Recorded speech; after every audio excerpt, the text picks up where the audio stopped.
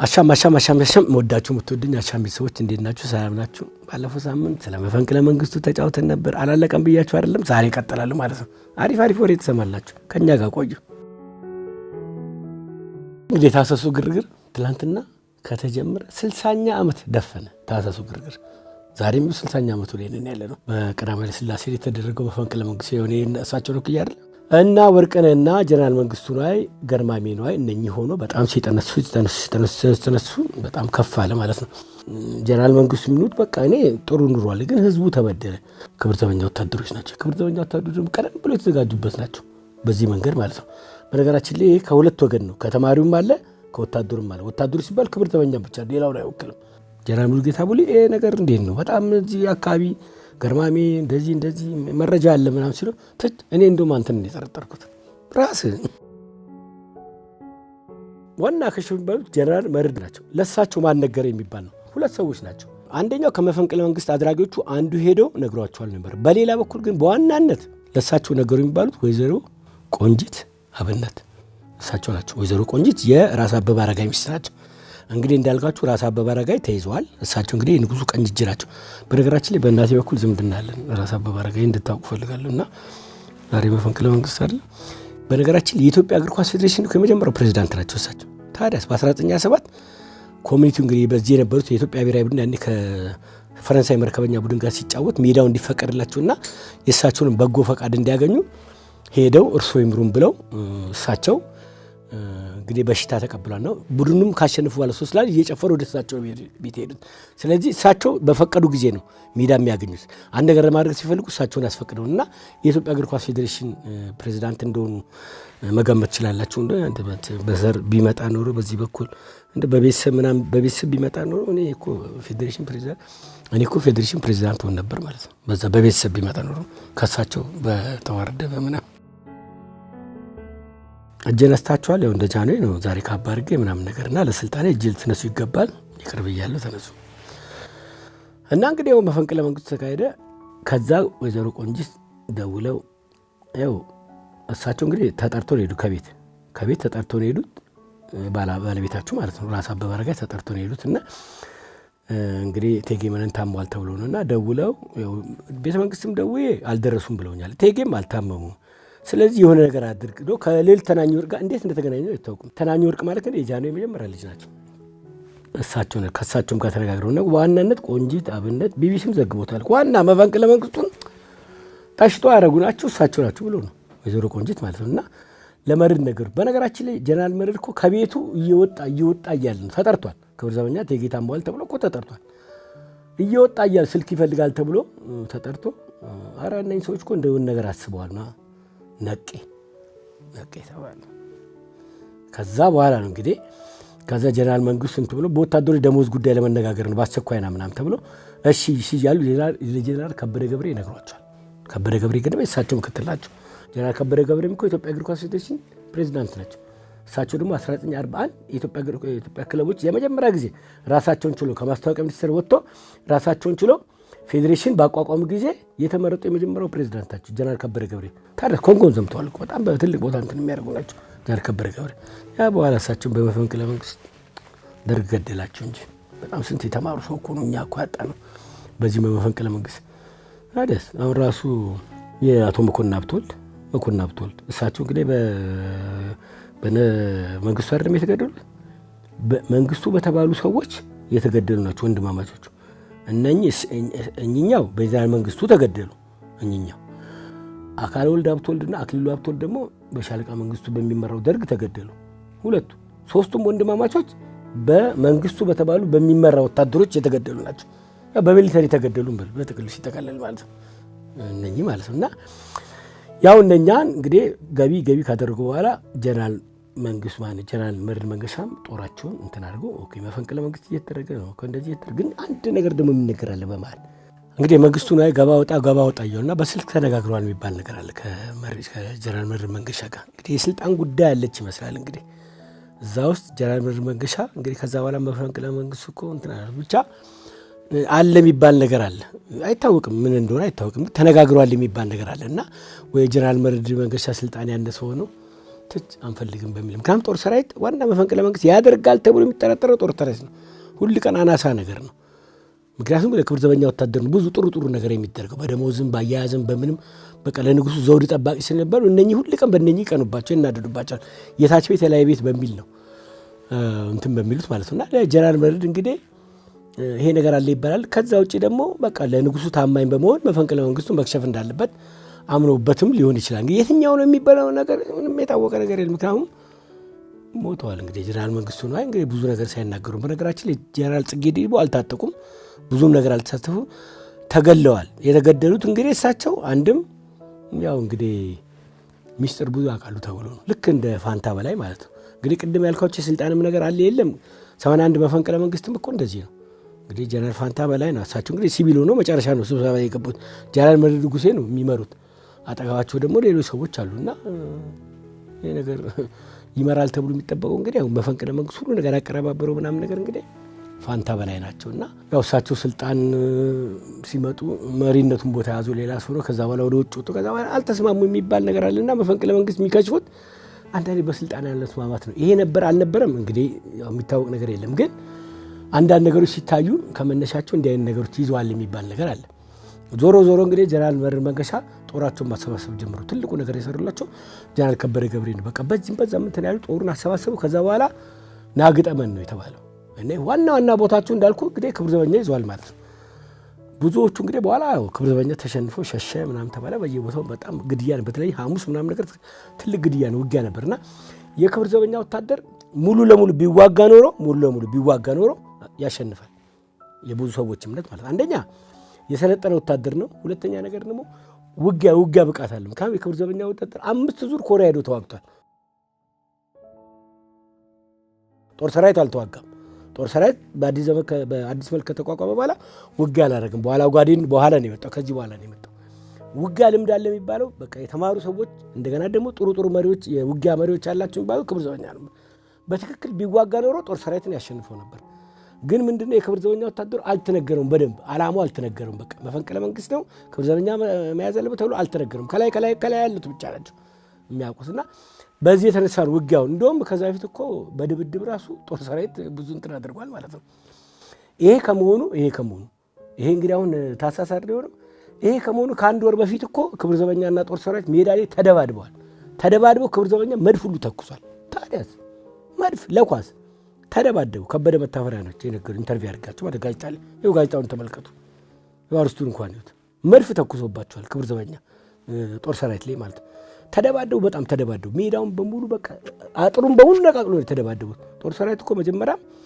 ለድብድብ ማስተናጋጃ ይባላል አሁን ኦሮሞ ባህል ማዕከል የተሰራበት ዛ ማስተናጋጃ እኮ ብዙ አጠና ሰብስቦ ከጫወታው በኋላ አይገርማችሁ ጫወታ ላይ በሚፈጠር ነገር አይደለም ረብሻ የሚነሳው እነኚህ እኮ ቀድሞ እኮ ተዘጋጅቶ ነው አጣኔ በቃ ተደባደቡ በቃ የተጠመደ መትረየስ በኋላ አስቆማቸው ነው እንጂ እኮ ኃይለኛ በቃ በጥብቅ ይደረግ ነበር ያው አንዳንዶቹ ደግሞ የክብር ዘበኛ መሸነፍ እንትን ያደርጉታል ምክንያቱም የእርስ በርስ ከሌላ ጊዜ ድረስ ሁሉ ይሄድ ነበር ይባላል ዞሮ እንግዲህ ጀነራል መርዕድ መንገሻ ወዘሮ ቆንጂት አብነት በደወሉላቸው መሰረት ከዛ በኋላ እንትን አድርገው ጦራቸውን አሰባስበው ጀመሩ እንግዲህ ማክሸፍ ማለት ነው ጦር ሰራዊት ወደ ለውጡ መግባት ፈቃደኛ ባለመሆኑ እንግዲህ ብዙዎቻችሁ ምናምን ላሰሙት ይችላሉ የጀነራል መርዕድ መንገሻ የከበደ ገብሬና የተከታዮቻቸው ማዕረግ ተገፎ ተባረዋል ያው እዚህ ከፈልጋችሁ መገለጫው ላይ አለ ይሄ ደግሞ ታህሳስ 6 ቀን ራሳቸው አልጋወራሽ በመግለጫቸው ያሳውቁት ነው የነሱ ማዕረግ መገፈፉን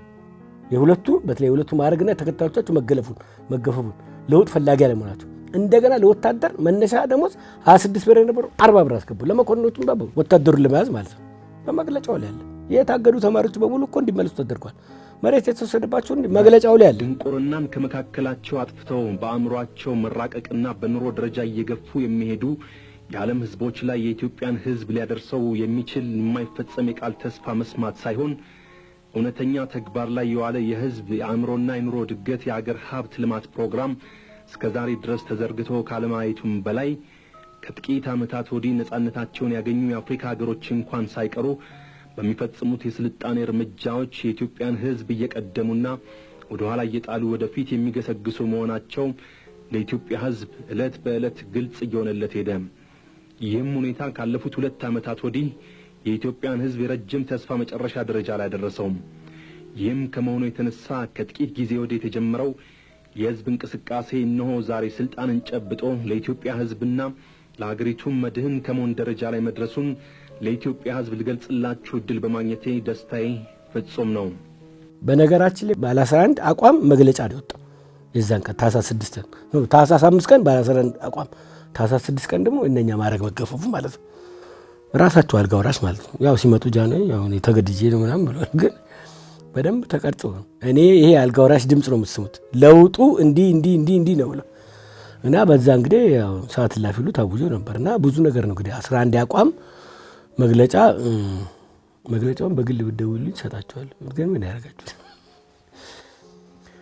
እና እንግዲህ በዚህ መንገድ መፈንቅለ መንግስቱ ሄደ። እንግዲህ ቅድም እንዳልኳችሁ አዲስ አበባ ዩኒቨርሲቲ ተማሪዎች ፖለቲካውን ከዛ በኋላ ደግሞ ራሳቸውን ድጋፍ አድርገው ነበር። እንደዚህ ያለ በጣም አስቸጋሪ እንግዲህ አሁን ጃንሆይ ይሄ አሁን ድብደባ ተጀመረ። አየር ኃይል አክሻፊ ወገን አይደለም ጳጳሱ ወረቀት እንዲበተን አደረጉ። አሜሪካ ኤምባሲ እኮ እዚህ ውስጥ አለበት መፈንቅለ መንግስቱ አድራጊዎች። ታዲያ ግብጽም እኮ እጁ አለበት። ከግብጽ የወሰዱት ብዙ ነገር አለ። አይ ግብጽ አሁን መታለች አሁን ትፈልጋለች አይደል? እና እጃቸው አለበት እነሱ ያኔ ምንድነው ተሞክሮ የተሰጡት። ምክንያቱም የነሱን ከስልጣን ያወረዱት ባለስልጣን ስለነበር መሪ ስለነበር ንጉስ ፋሩቅን እኮ ከስልጣን እኮ በመፈንቅለ መንግስት ሰራ ያደረጉት ወታደሮች ያንን ተሞክሮ እኮ ለገርማሜ እኮ ሰጥቷቸዋል። ያንን ተሞክሮ ማለት ነው። እንግዲህ ጃንሆይ እንግዲህ አልቻሏቸውም። እንግዲህ ማይችሏቸው እንገባ ደካማ እንትን የሚፈልጉትና በቃ ይሄን የሚመጣውን እኛ እንቆጣጠረዋለን ነው። እና በዛ መንገድ እንግዲህ መፈንቅለ መንግስቱ እንትን ሳይለው ጦር ሰራዊት ሁለቱ ገጠም። እንግዲህ አሁን አየር ኃይል አልተያዘም። አየር ኃይል መደብደብ ጀመረ። በነገራችን ላይ አየር ኃይል ክቡር ዘበኛ ሄዶ እኮ መጥቷል። ያንን ቦምብ እዛ ትምህርት ቤት ላይ ማነው ክቡር ዘበኛ ካምፕ ላይ ጣለው ወታደር የተፈሪ መኮንን ተማሪ እኮ ትምህርት ቤቱን እኮ ነው የመታው። አንድም እዛ ትምህርት ቤት ማን አለ አትሉኝ? አንድ ሰው ብቻውን ነበር፣ አንድ ተማሪ ሸዋንግዛው አጎናፍር ነበር እኮ ትምህርት ቤት። ታዲያስ ጃንሆይ እኮ ነው አምታቸው ያስተማሩት። አርሲ ውስጥ እዛቸው ወታደር እንግዲህ ጡረታ የወጣው ወታደሮች እዛ እርሻ ነበራቸው። እዛ ሄደው ነበር፣ እዛ ነው ያገኙት። እሱ ደግሞ በጣም የመማር ፍላጎት ነበር። አባቴ ወታደር ናቸው። ከአንዱ ሀገር ከጎንደር ወደዚህ ወደዛ እያሉ ሲሄዱ መማር አልቻለምና ጃንሆይ ያስተምራሉ ሲባል ሰምቶ ጃንሆይ ማግኘት ፈለገ። ግን ወታደሮቹ አያስቀርቡትም። ግን አባቱን ጠየቀ። ምን አይነት ልብስ ነው የሚያደርጉት? ካባ ያደርጋሉ፣ ወርቅ ጫማ ያደርጋሉ የሚል እና ወታደሮቹ እንግዲህ ከበው ነው እንደዚህ ጃንሆይን ከበው ነው ንግግር ሲያደርጉ እና እሱ ምንድነው ያደረገው?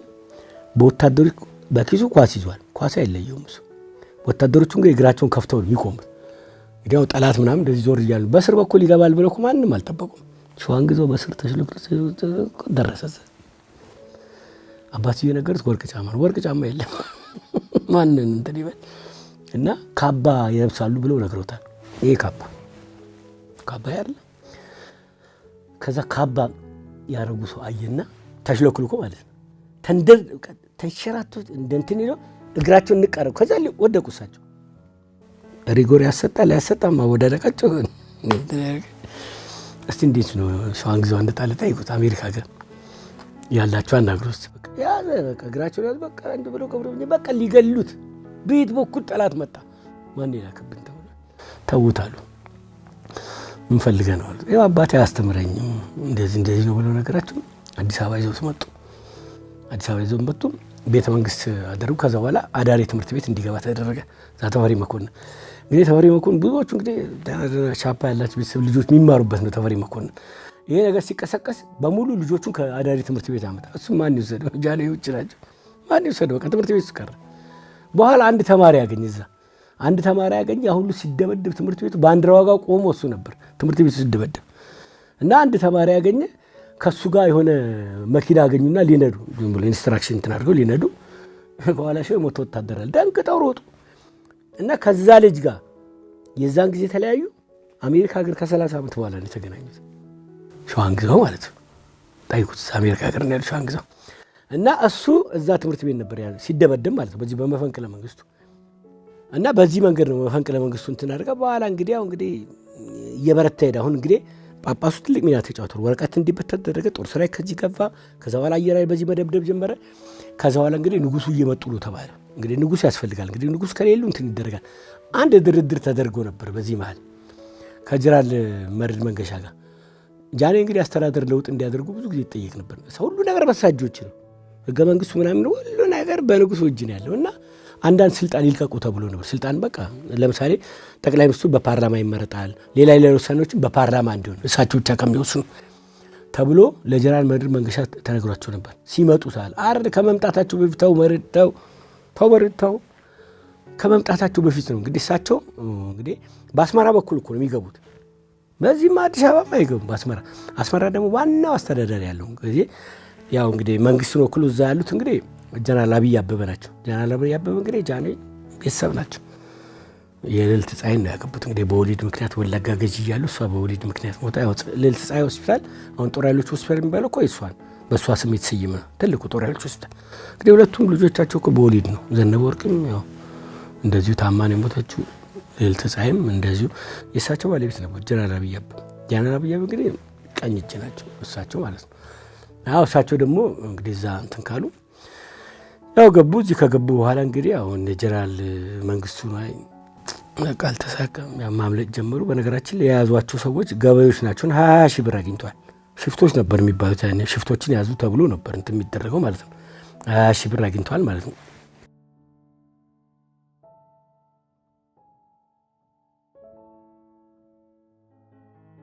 አሁን እዚህ ላይ በዋናነት እንግዲህ አሁን ቅድም ሳልነግራችሁ የቀረቡት ጉዳይ እነኚህ ሀንግ በሚደረጉበት ሰዓት ባለስልጣኖቹ ሀንግ በሚደረጉበት ሰዓት እየተጠሩ እቴጌታም አለች ከመሆን እያሉ እቴጌታም አለች እና ወደዚህ እያሉ በሚያስገቡበት ሰዓት በእቴጌ መታመን ትንሽ ለእኔ ለምን አይነገረኝም ብለው ራስ ስዩም መንገሻ ሄደው ነበር። ራስ ስዩም መንገሻ እንግዲህ የራስ መንገሻ አባት ናቸው። እንግዲህ ይሄ የአፄ ዮሐንስ ትውልድ ነው። መንገሻ ስዩም መንገሻ ዮሐንስ አፄ ዮሐንስ ማለት ነው። የአፄ ዮሐንስ ትውልድ ናቸው እነኚህ። እንግዲህ አሁን እኚህ ራስ ስዩም መንገሻ በንጉሱ ጊዜ የኢያሱን ደጋፊ ነበሩ። ኢያሱን እኮ እሳቸው ቤት ደብቀውት ነበር። እሳቸው እንግዲህ ያገቡት የኢያሱን እህት ነው። ኢያሱ እንግዲህ ዞሮ በቃ እህቴ ጋር ይሻለኛል ብሎ መቀሌ ተቀመጠ። እሳቸው ደግሞ መቀሌን ምናምን ሁሉንም ጠቅልለው የሚገዙ እሳቸው ናቸው ራስ ስዩም መንገሻ ማለት ነው። እና እሳቸው ጋር ተደብቀው ነበርና ንጉሱ በኋላ እያሳደዱ እንግዲህ ምናምን ነገር ተብሎ ተነቅቶ እዛ ተኪዶ ነበርና አንተ ጋር አሉ ተብሎ ኧረ እኔ ጋር የሉም ምናምን ፈትሹን ከፈለጋችሁ እኛ እኔ ጋር መቀሌ እንግዲህ አሁን መቀሌ እኮ ተደብቀዋል። መቀሌ ተደብቀዋል አይደለ? መቀሌ ተደብቀዋል። እንግዲህ እሳቸው ራስ ስዩም መንገሻ በኋላ እንግዲህ ከእሳቸው ቤት እኮ ነው የተያዙት በሌላ ሰው። ራስ ስዩም መንገሻ ሊያስይዝ ነው ሊያስተፈርሩና ውጣ አምልጥ ተብሎ ሲወጣ ነው ኢያሱ ጋማ ተብሎ ወደዚህ የመጣው ማለት ነውና እንግዲህ ጃንሆይ ምንድነው ያሰቡት? አሁን ኢያሱ እዛ ጋር ተደብቆ ስዩም አልሰጥም ያለኝ ራስ ስዩም አልሰጥም ያለኝ የጋብቻ ዝምድና ስላላችሁ ጋብቻ አሪፍ ነው። ስለዚህ ራስ ስዩምን ልጅ መንገሻ ዮሐንስም ማለት ነው መንገሻ ስዩም ማለት ነው እሳቸውን በጋብቻ ያዟቸው። ያው እሳቸው እኮ የሶፊያ እሳቸው እንግዲህ ያው የጃንሆይን የልጅ ልጅ ነው ያገቡት። ታዲያ በጋብቻ መሰላችሁ እሳቸው በኢትዮጵያ ውስጥ እኮ ትልልቅ ስራ ኤርፖርትን እኮ የሰሩት እሳቸው ናቸው። አየር መንገድን እኮ የለወጡት እሳቸው ራስ መንገሻ ስዩም በሕይወት እኮ አሉ። ሐዋሳን ታቦር ተራራ ላይ ቆሞ እኮ እንዴት ሐዋሳ መመስረት እንዳለባት እኮ እሳቸው ናቸው። ሐዋሳን በፕላን እንትን አድርገው ያደርጉት እኮ እሳቸው ናቸው። እስቲ ሐዋሳስ ሞቅ ያለ ጭብጨባ ለራስ መንገሻ ስዩም እሳቸው ናቸው። በጣም ብዙ የሰሩት መንገድ ሁሉ እኮ በብዛት ቦታ የሰሩት እሳቸው ናቸው። እና እሳቸው እንግዲህ አሁን ራስ መኮንን የጃንሆይ አባት ማለት ነው። ራስ መኮንን እሳቸው ሐውልት ይሰራላቸው ተብሎ ሀረር ላይ በጣም ብዙ ተብሎ በቃ ከዩጎዝላቪያ ከምናምን ጋር ተነጋግሮ ሞቅ ያለ አሪፍ ሐውልት ተሰርቶላቸው ጃንሆይ እንዲመርቁ ተብሎ ነበር። አባት ይመርቀዋል። ያንተ አባት እሳቸው ያሰሩት ራስ መንገሻ ያንተ አባት የኔ አባት በጣም አሪፍ ነው። የኔ አባትማ በጣም እዚህ ከታጩ በጣም ከመቀሌ አባትየው እንግዲህ መቀሌ ዋና ትግራይ ዋና እንትን አልነበሩም። እና እንግዲህ ያው ጃንሆይ እንትን ስላሉ አባቴ ይምጡልኝና ይመርቁልኛል። እሺ እሳቸው መጡ፣ ተመረቀ ሐውልቱ። ከዛ አዲስ አበባ መጡ። ከዛ ወደ መቀሌ ሊሱ እቴጌ መነን ታሟል ሲባል እንዴት ከዛ መጡ ቤተ መንግስት ሲመጡ ራሱ መንግስቱ ነው ያገናገራቸው። ወዴት ነው እንዴ እቴጌታማ እንዴት ይመለሱ እርሶ እቴጌታማ ሰልጤ ጃኔ ውጭ ናቸው አይሉት እንግዲህ በዛ እንትን ለመነጋገር ነው። እቴጌታማ ኧረ ይመለሱ ገቡ። በቃ ተገደሉ። እሳቸው አልተፈልጉ በእኛ ጀነራል መንግስቱ ሊስት ውስጥ አልተፈግሉም። በቃ ስለመጡ ብቻ ነው። እንግዲህ ምናልባት ራስ መንገሻ ስዩም እኮ ያኔ አባቴን ከዛ ባልጠራ ኖሮ አይሞቱም ብሎ ሊገምቱ ይችላል። አይታወቅም እንግዲህ በእንትኑ ማለት ነው። ግን እሳቸው አባታቸውን ጠርተው ነው አስመርቀው ከዛ በኋላ ነው በሬዲዮ ነው ሰሙት እሳቸው በመገናኛ ሬዲዮ። እና በዛ መንገድ እንግዲህ እንደዚያው እንግዲህ ተስፋ እየቆረጡ ሲመጡ እንግዲህ መግለጫውን ተሰጠ። እነ መርድም ተገፈፈ። ጦር ሰራዊት እየገፋ ሄደ። ቅድም እንዳልኳችሁ ክፍል እንትን አለ መበቃቀል የሚፈልጋሉ። ከዛ በኋላ እንግዲህ ያው እንግዲህ ታህሳስ 7 ቀን እንግዲህ እየገፉ ሲሄዱ ተስፋ ይቆርጣሉ። መፈንቅለ መንግስት አድራጊዎቹ እነኛን የጃንሆይ ባለስልጣኖች እንዳሉ ነው ገለዋቸው ሄዱት። አንደኛ መንግስቱ ላይ ገደለ ይባላል። ሁለተኛ መንግስቱ ላይ ትእዛዝ ሰጠ ይባላል። ሶስተኛ መንግስቱ ላይ አልነበረም ትእዛዝ ሰጡት ሌሎች ናቸው ይባላል። እውነቱ አይታወቅም። ግን አቶ ኪሮስ የሚባሉ የኢትዮጵያ ሬዲዮ ቴክኒሻን እሳቸው ኢንተርቪው አድርጌያቸው ነበር። ደም በደም ሆኖ ነው እሳቸው ለቀረጻ የገቡት ማለት ነው። እንግዲህ እነኛ ተስፋ ከቆረጡ በኋላ ግን እነኛ ባለስልጣኖች በሙሉ ገለዋቸው ነው ሄዱት። እዛ እንግዲህ ነው ራሱ ጀነራል መንግስቱ ላይ ተጠይቆ ነበር። እዛ ራስ አበበ አረጋይ ያው ፍርድ ቤት ቀርቦ ብዙ ተብሏል። ራስ አበበ አረጋይ አርበኛ ናቸው። እንዴት ነው እሳቸውን እንኳን ለመግደል? ራስ አበበ አረጋይ 5 ዓመት በእርግጥ በአርበኝነት እና የሆነ ነገር ያለው ዘመዴ ስለሆነ ምንም አልናገርም ብቻ ይቅርና እንደዚህ አይነት ነገር ተብሏል። ሻምበል ደረጃ ኃይለማርያም የልዕልት ሶፊያ ባለቤት ከተጋቡ 8 ወራቸው ነው።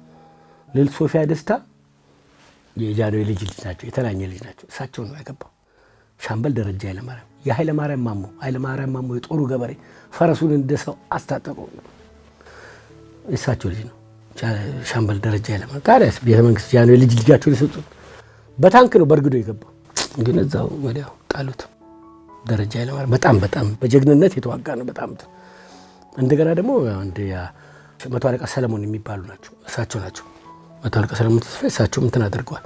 የተስፋዬ ሰለሞን መቶ አለቃ ተስፋዬ የሰለሞን አባት ነው። ሰለሞን የክብር ዘበኛ ኢትዮጵያ ብሔራዊ ቡድን በረኛ ነበር። በታንክ ናዝሬት መጥተው እሳቸውም እቴጌን ያስለቁት እሳቸውም ታንክ ላይ እንዳሉ የመቷቸውና በጣም ኃይለኛ ነበር። በነገራችን ላይ የኢትዮጵያ ብሔራዊ ቡድን 3ኛና አፍሪካ ዋንጫ ዝግጅት ነበር። የአፍሪካ ዋንጫ የተጀመረው 1949 ዓ.ም ነው። ታዲያ 1949 በየካቲት ወር ላይ ጨዋታ የተደረገው መስረታው ላይ መኛ አይደለ። ጨዋታውንም በዳይነት የመራው ገበየሁ ዱቤ ነው። የኛ ሰው የመጀመሪያውን የአፍሪካ ዋንጫ ጨዋታ የመራው 1949 ሱዳን አዘጋጀት። የነጻነት በዓል ላከብር ሰው ለኔ ስጡኝ ብላ ቀጥሎ ግብጽ ወሰደች። በ1951 ተካሄደ። በ1949 ተጀመረ፣ በ51 ተካሄደ። በየ2 ዓመቱ ነው። በ53 እኛ ጋር ይካሄዳል ማለት ጥር ወር። ታዲያስ በታህሳስ ተቀደመ።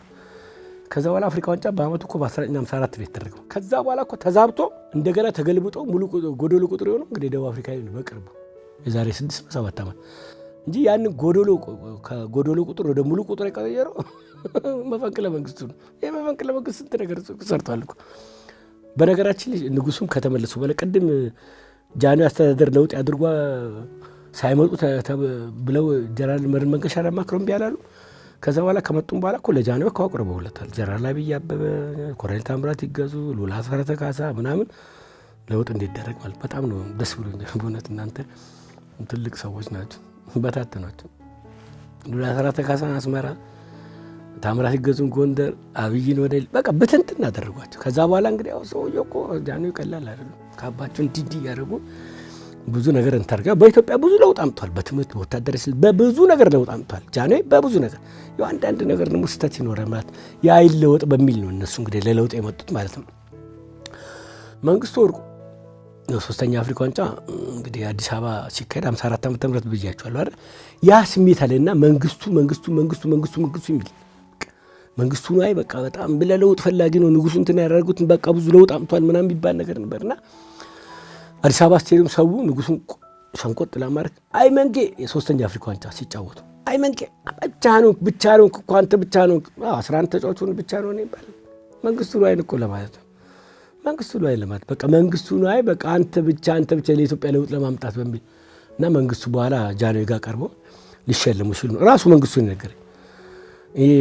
ፊታውራሪ ወርቁ ስንቄ ልጅ ነው ምናምን ብሎ ታምራት ይገዙ ያስተዋወቁ ናቸው ኢትዮጵያ እግር ኳስ ፕሬዝዳንት አይደል የወርቁ ስንቄ ነው ፊታውራሪ አናውቀውም ራሱ መንግስቱ ነገር አናውቀውም ስሙን ለምንድን ነው የቀየረው አሻገራቸው ወርቁ ነው ስሙ መንግስቱ ወርቁ መንግስቱ ያሉት ጣሊያኖች ናቸው መንግስቱ የመዝገብ ስሙ አይደለም እዚህ ከመጣው ነው መንግስቱ የተባለው ይሄን ደግሞ ጃኖ ያውቃሉና መንግስቱ የሚለውን ስም መቀየር ግን እንዴት አድርጎ ይቀየራል ከዛ በኋላ ሰውስ ገብቷላ መንግስቱ ላይ መንግስቱ ወርቁ መንግስቱ ላይ መንግስቱ እንደዚህ ያለ በጣም እንትን ያደርግ ሄዱ ነበርና በጣም እንትን ያደርግ ነበር እንግዲህ ይሄ ታሳስ እንትኑ ሲጠቃለል ሻምበል አፈወርቅ ዮሐንስ ሞት ተፈረደባቸው በዋናነት ቅድም ነግሬያቸዋለሁ በዘፈን በመናም እኮ ሻምበል አፈወርቅ ዮሐንስ ነበር ብዙ እንትን ያደርጉት ቅድም እንዳልኳችሁ ኮሪያ ሳቸው በብዙ ነገር ወታደሩ በጣም ለውጥ ማምጣት እንዳለበት ያምናሉ በብዙ መንገድ ማለት ከጀነራል መንግስቱ ላይ ጋር በብዙ ነገር ይግባባሉ እና እነኛ ግጥም እየጻፈ ሲያመጣ ክብር ዘበኛ እኮ ይላል አይደል እንዴ እና አልቻልኩም ነው ወታን ሌላም ግጥም እያመጣ በጣም ተናርገና እሳቸው ደግሞ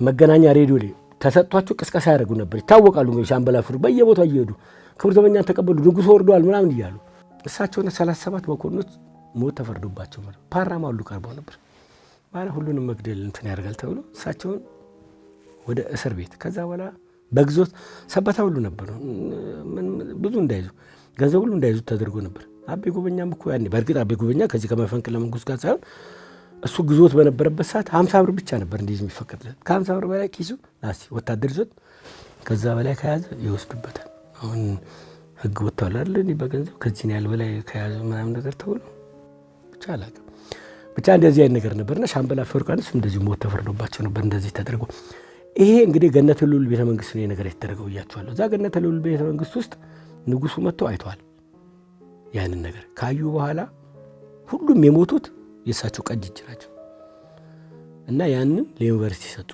ከዚህ በኋላ እዚህ አልቀመጥም ብለው ደሙን ስላዩ ግን ከዛ በኋላ በደም ይሆነ ከዛ ነጠላውን ግዛው የተነሳው ብዙ ተማሪ አልተገደለም እና ይሄ ደም እንትን ሆነ በቃ ዩኒቨርሲቲ የሚባለው ነገር በቃ ደም መጥሪያ ብቻ ሆነና እና መፈንቅለ መንግስቱ በኋላ እንግዲህ ቤተ መንግስቱን ለተማሪ ሰጠው ያው ተማሪ በዛ መንገድ እንትን ነውና ዞሮ እንግዲህ 60ኛ አመቱ ነው ይሄ መፈንቅለ መንግስት ከተደረገ 60ኛ አመቱ ነው ይሄ መፈንቅለ መንግስት ከአዲስ አበባ ኮንጎ ዘምቷል መፈንቅለ መንግስት ታዲያ ኮንጎ ዘምቶ ነበር ያኔ ጦር ሰራዊት ኮሪያ ዘመተው ክብር ዘበኛ ብቻ ነው ኮንጎ የዘመቱት ግን ሁለቱም ናቸው ጦር ሰራዊትና ክብር ዘበኛ ማለት ነው እና በየክፍላቸው ነው የሚዋጉትና ይሄ ወሬ እዛ ደርሶ ትንሽ ሁለቱም ተደፋፍተው ነበር ያው ፈላለው ይልም በፊት ሁሉ ክብር ዘበኛና ጦር ሰራዊት ናበለው ይባባልና በዛ የተነሳ እንግዲህ ተደፋፍተው ነበር መኩሪያ ቅድም ብያችኋለሁ አይደል ወደ ህዝብ የገባው ክብር ዘበኛ መኩሪያንም ጥላውን ገሰሰን አበበ ቢቂላ ይዞ ነው እና 6 ኪሎ ጋር ተመታ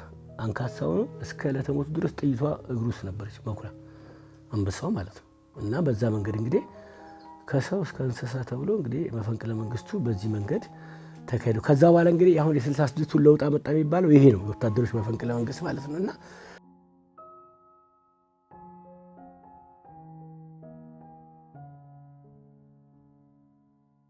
እናንተ ዳኞች የበየናችሁብኝን የሞት ፍርድ ያለ ይግባኝ ተቀብያለሁ ይግባኝ ብዬ የሚመለከትልኝ የኢትዮጵያ ህዝብ ቢሆን ኖሮ ይግባኝ ማለት በፈለኩ ነበር ነገር ግን ይህ እንደማይሆን አውቃለሁና በይግባኝ ያጻ ኃይለ ሥላሴን ፊት ለማየት አልፈቅድም ለኢትዮጵያ ህዝብ አንድነት ነጻነትና እርምጃ የተነሳው ወንጀለኛ ነኝ እንጂ ላፋጀው የተነሳው ወንበዴ አይደለሁም ይህን ማድረግ ፈልጌ ቢሆን ኖሮ ማንንም የማይወዳደረው ሰራዊትና መሳሪያ ሳላጣ ዛሬ ከናንተ ፊት ለመቆም ባልበቃው ነበር እኔ ከአፄ ኃይለ ሥላሴ ድንክ ውሾች ያነሰ ደሞዝ የሚያገኙ ሁለት የተራቡ ወታደሮች አጣልቼ ለማደባደብና ሀገር ለማፍረስ አለመነሳሳቴን የሚያረጋግጥልኝ ከናንተ በትዕዛዝ ያገኘሁትን ፍርድ ለመቀበል ከዚህ መቆሜ ነው የጀመርኩት ሥራ ቀላል አይደለም አልተሸነፍኩም ወገኔ የሆነው የኢትዮጵያ ህዝብ የጀመርኩትን ሥራ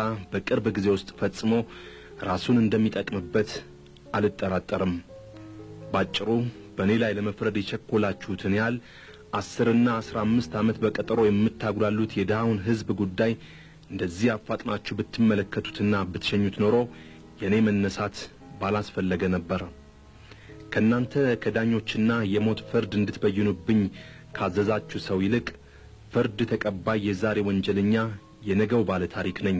ጀነራል መንግስቱ ላይ እንግዲህ መጋቢት 21 ቀን ያው እሳቸው እንዲሰቀሉ ተደረገ። በነገራችን ላይ ተክለ ሃይማኖት እንዲሰቀሉት እና ማዕረጋቸው ተገፎ ሁሉ ነገር ማዕረጋቸው ሚሊተሪ ልብሳቸው ሁሉ ተገፎ ባቡጀዲ ልብስ ነው የተሰቀሉት ማለት ነው የተንጠለጠሉት እዛ እና ለሚሰቅላቸው ወታደር ገመቱ ወደ አንገት በደንብ አስገባልኝ ብለውታል። ይሄ ለምንድን ነው ያሉት? በላይ ዘለቀን የሰቀሉት እሳቸው ናቸው።